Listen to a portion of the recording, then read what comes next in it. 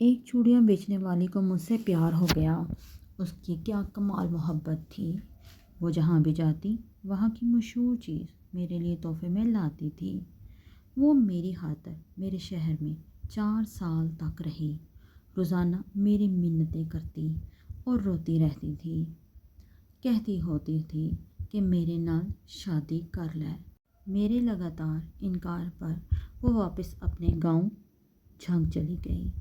کچھ عرصے بعد میں اپنے دوستوں کے ساتھ باہو سلطان کے مزار پر گیا۔ میں ادھر مزار کے باہر کھڑا تھا کہ پیچھے سے کسی نے میرا بازو پکڑا۔ دیکھا تو وہی چوڑیاں بیچنے والی تھی۔ خوشی کے مارے وہ کہنے لگی کہ عاقب میری دعا رنگ لے آئی۔ تیرا دیدار ہو گیا، ساڑی عید ہو گئی۔ میں جب بھی دربار پر آتی تھی عاقب تجھے مانگتی تھی۔ اب تیرے لیے بیٹھی ہوں، شادی نہیں کی۔ پھر اس کی آنکھوں میں آنسو آ گئے۔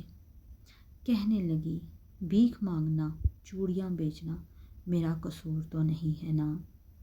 یہ تو میری قسمت کا، میرے نصیب کا قصور ہے۔ تو سزا مجھے کیوں مل رہی ہے؟ وہ سب کے سامنے میرے گلے لگ کر رونے لگی۔ کہنے لگی کہ ایک دفعہ میرے ساتھ میرے گھر چلو۔ میرے پاؤں پکڑ لیے۔ سب لوگ دیکھ رہے تھے۔ میری بہت بے عزتی ہوئی۔ لوگوں کا مجمع لگ گیا۔ دوستوں نے بولا کہ چلو ایک دفعہ ہو آتے ہیں۔ میں نے ہاں کر دی۔ وہ بھاگ کر گاڑی میں بیٹھ گئی۔ اس کا گھر 50 کلومیٹر دور تھا۔ سارے راستے وہ بہت خوش تھی۔ ہم اس کے گاؤں پہنچ گئے۔ وہاں سب گھر کچے تھے، لیکن صفائی پکے گھروں سے بھی زیادہ تھی۔ سب لوگ مجھے عجیب نظروں سے دیکھ رہے تھے۔ ہم ان کے گھر پہنچے تو اس کی سب سہیلیاں جمع ہو گئیں۔ پھر اس نے ہمارے لیے کیا مزے کا کھانا بنایا۔ اس کے گھر والوں نے مجھے بتایا کہ یہ لڑکی تو سارا وقت تمہارے نام کی تسبیح کرتی رہتی ہے۔ اور پھر جب ہم واپس آنے لگے تو اس کی آنکھوں سے آنسو نہیں رک رہے تھے۔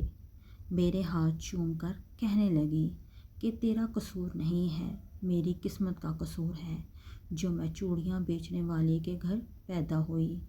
بڑی مشکل سے ہم سب نے اسے چپ کرایا اور پھر ہم واپسی کے لیے نکل آئے۔